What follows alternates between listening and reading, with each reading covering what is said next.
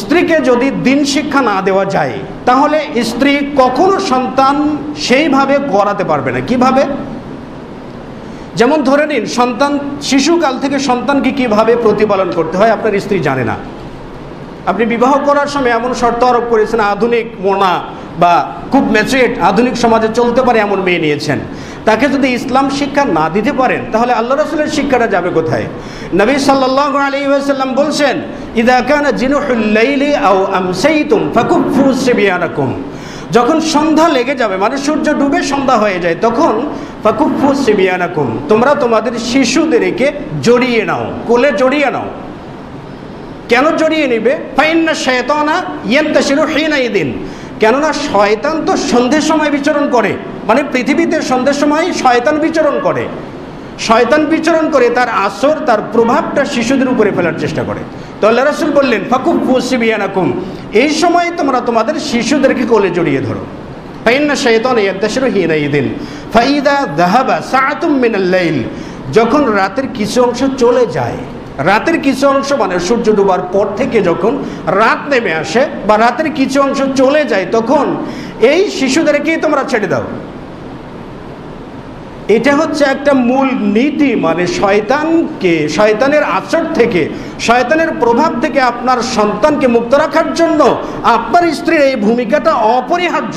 এই ভূমিকা যদি গ্রহণ আপনার স্ত্রী না করতে পারে তাহলে আপনার সন্তান তো শয়তানের প্রভাবই বড় হবে। এরপরে দেখুন আল্লাহ রাসূল সাল্লাল্লাহু আলাইহি ওয়াসাল্লাম বলেন ওয়াগলিকুল আবওয়াবা ওয়াযকুর ইসমাল্লাহ, ঘরের দরজাগুলো বন্ধ করে দাও, বিসমিল্লাহ বলো। আজিফুল আনিয়া, পানীয় পাত্রগুলো ঢেকে দাও, ওয়াযকুর ইসমাল্লাহ, বিসমিল্লাহ বলো। আউকু কিরাবাকুম ওয়াযকুর ইসমাল্লাহ, জানালা বন্ধ করো, বিসমিল্লাহ বলো। তাহলে ঘরের জানালা বন্ধ করা স্ত্রীদের কাজ, দরজা বন্ধ করা স্ত্রীদের কাজ।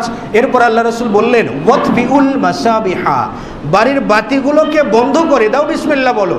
বাতি অফ করা, সুইচ অফ করা এগুলো মহিলাদের কাজ। পুরুষ তো আর সারাদিন ক্লান্তি, মানে তার কর্মজীবন থেকে ফিরে এসে তো তিনি বিছানার উপরে হাঁট ফেল করেছেন, সালাত পড়েন নাই, তিনি তো আর উঠে তার যে ওই বাতি অফ করার মতো মানসিকতাও নেই। তো স্ত্রীকে যেহেতু এগুলো করতে হবে আর এগুলো করতে যে বিসমিল্লাহ বলতে হয়, এই নিয়মটা যদি আমার স্ত্রীকে প্রথম থেকে শিক্ষা না দিতে পারি আমার সন্তান কার থেকে শিখবে? আল্লাহ রাসূল সাল্লাল্লাহু আলাইহি ওয়াসাল্লাম বলছেন ফাইনাল বাব, কেননা ওই দরজা, যে দরজাতে বিসমিল্লাহ বলে লেগে দেওয়া হয়, আটকিয়ে দেওয়া হয়, সেই দরজা লা ইয়াফতিহুশ শায়তান, শয়তান কখনো খুলতেই পারে না। যে জানালাতে বিসমিল্লাহ বলে লাগিয়ে দেওয়া হয় সেই জানালাও শয়তান কখনো খুলতেই পারে না। যে পানীয় পাত্র ঢেকে রাখা হয় বিসমিল্লাহ বলে, সেই পানীয় পাত্রও শয়তান খুলতে পারে না। হয়তো বলতে পারি যে গরিব মানুষ, দরজা এত কিনতে পারি না, মজবুত কোনো দরজা পাই না। নবী সাল্লাল্লাহু আলাইহি ওয়াসাল্লাম বললেন যে ফাইন কানা উদ, যদি একটা কাঠি, মানে কাঠের কোনো একটা কাঠিও যদি হয়, এটাই যদি দরজার উপরে রেখে বিসমিল্লাহ বলা হয় তাহলে সেই দরজা দিয়েও শয়তান প্রবেশ করতে পারবে না। তাহলে শয়তান থেকে আপনার সন্তানকে নিরাপদে রাখার জন্য রাসূল সাল্লাল্লাহু আলাইহি ওয়াসাল্লামের এই নিয়মগুলো মানতে হবে। আর এই নিয়মগুলো যদি আপনার স্ত্রী না জানে, সারা জীবনে তো আপনার বাড়িতে নিয়মগুলো বাস্তবায়ন হবে না। আর আপনার সন্তান শয়তানের প্রভাবের উপরে বড় হয়ে কি 5 ওয়াক্ত সালাতে হবে, মুসাল্লি হবে, নাকি অন্যান্য সন্তানদের মতো চোর, বাটপার, বদমাশ এগুলো হওয়ার সম্ভাবনাই সবচাইতে বেশি।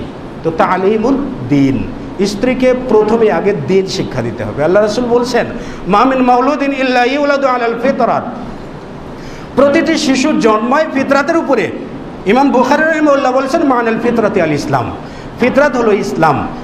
বেশিরভাগ মুহাদ্দিসিন ইকরাম বলছেন ফিতরাত হলো ইসলাম। তাহলে প্রত্যেকটা শিশু জন্মায় ইসলামের উপরে, মানে ইসলাম মানতে পারবে, ইসলাম বুঝতে পারবে, ইসলাম শিখতে পারবে, ইবাদত করতে পারবে, এমন একটি ধারণ ক্ষমতা নিয়ে সন্তান পৃথিবীতে আসে। কিন্তু আবাওয়াহু আইয়ুহাব্বিদানিহি আও ইউনাসসিরানিহি, কিন্তু তার মা বাবা তাকে ইহুদি বানায়, নাসারা বানায়, অগ্নিপূজক বানায়।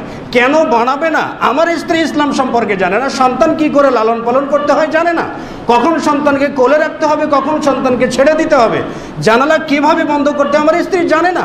তো আমার সন্তান তাহলে ওই ইহুদ নাসারাদের আদর্শ নিয়ে বেড়ে উঠবে না।